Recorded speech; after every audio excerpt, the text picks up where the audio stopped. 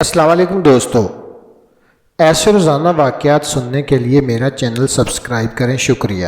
ایک دفعہ حضرت عمر رضی اللہ تعالیٰ عنہ مسجد نبوی شریف میں بیٹھے ہوئے تھے کہ ایک آدمی نے کہا کہ اے عمر، تمہارے لیے جہنم کا ویل ہے۔ امیر المومنین حاضرین سے فرمایا، اس آدمی کو میرے پاس لاؤ۔ جب وہ آیا تو آپ نے پوچھا، تم نے یہ بات کیوں کہی؟ وہ کہنے لگا، آپ اپنے حکام کو مقرر کرتے وقت ان سے شرائط قبول تو کرواتے ہیں، مگر ان کا محاسبہ نہیں کرتے کہ انہوں نے شرائط پوری کی ہیں یا نہیں۔ امیر المومنین نے پوچھا، کیا بات ہے؟ وہ کہنے لگا، مصر کا آپ کا جو حاکم ہے اس نے آپ کی شرائط کو فراموش کر کے ان باتوں کا ارتکاب کیا ہے جن سے آپ نے منع فرمایا ہے۔ اس طرح اس نے امیر المومنین کو مصر کے حاکم کی خلاف ورزیوں کے متعلق بہت کچھ بتایا۔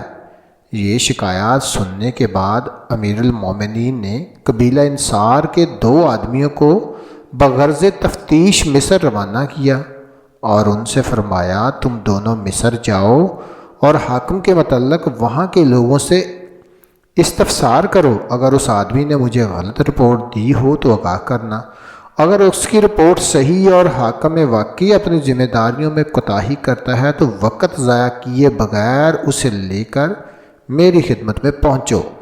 دونوں انصاری امیر المومنین کے حکم کی تعمیل میں مصر روانہ ہوئے اور وہاں پہنچ کر لوگوں سے حاکم مصر کے متعلق حقیقت جانی۔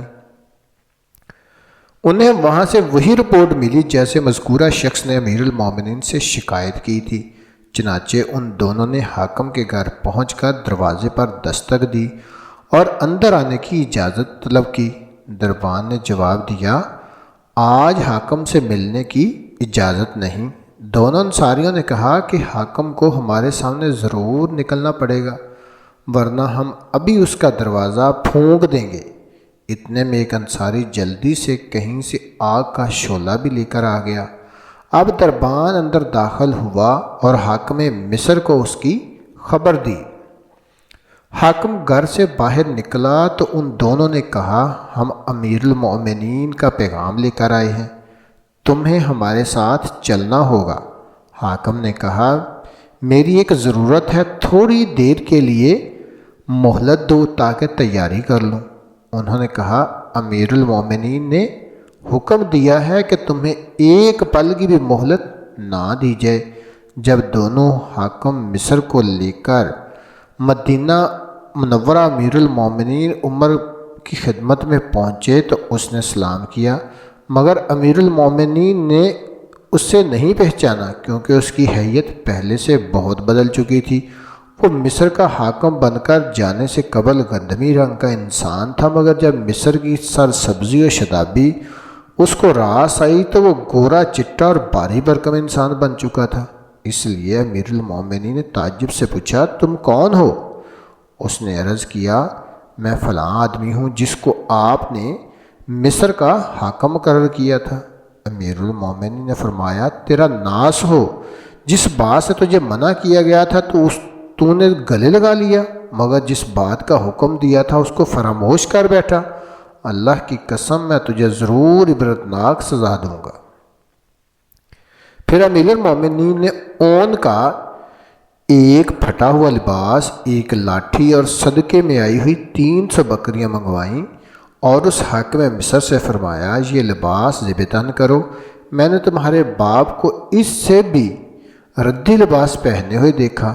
یہ لاٹھی اٹھاؤ جو تمہارے باپ کی لاٹھی سے کہیں بہتر ہے اور فلاں چراگاہ میں جا کر ان بکریوں کو چراؤ۔ اس وقت سخت گرمی کا زمانہ تھا۔ امیر المومنین نے مزید فرمایا، اور تم راہ گزرنے والوں کو ان بکریوں کا دودھ پینے سے مت روکو، صرف عمر کے گھرانے والوں کو روکنا، کیونکہ مجھے نہیں معلوم کہ عمر کے گھرانے والوں نے کبھی صدقے کی بکریوں کا دودھ یا گوشت میں سے کچھ استعمال کیا ہو۔ جب وہ آدمی حاکم مصر واپس ہوا تو امیر المومنین نے اسے بلایا اور پوچھا، جو کچھ میں نے کہا سمجھے یا نہیں؟ وہ فوراً زمین پر گر گیا اور کہنے لگا، اے امیر المومنین، یہ کام مجھ سے نہیں ہو سکتا، چاہے آپ میری گردن اڑا دیں۔ اگر میں نے تمہیں گزشتہ منصب پر بحال کر دیا تو تم پھر کس طرح کے آدمی ہوگے؟ وہ کہنے لگا اللہ کی قسم، اب اس کے بعد آپ کو وہی رپورٹ پہنچے گی جو آپ پسند کریں گے۔ پھر امیر المومنین نے اس کے سابقہ عہدے پر فائز کر دیا، چنانچہ اس کے بعد وہ آدمی مصر کا ایک مثالی حاکم ہو گیا اور اپنی ذمہ داریاں خوب تقوی اور اخلاص کے ساتھ انجام دینے لگا۔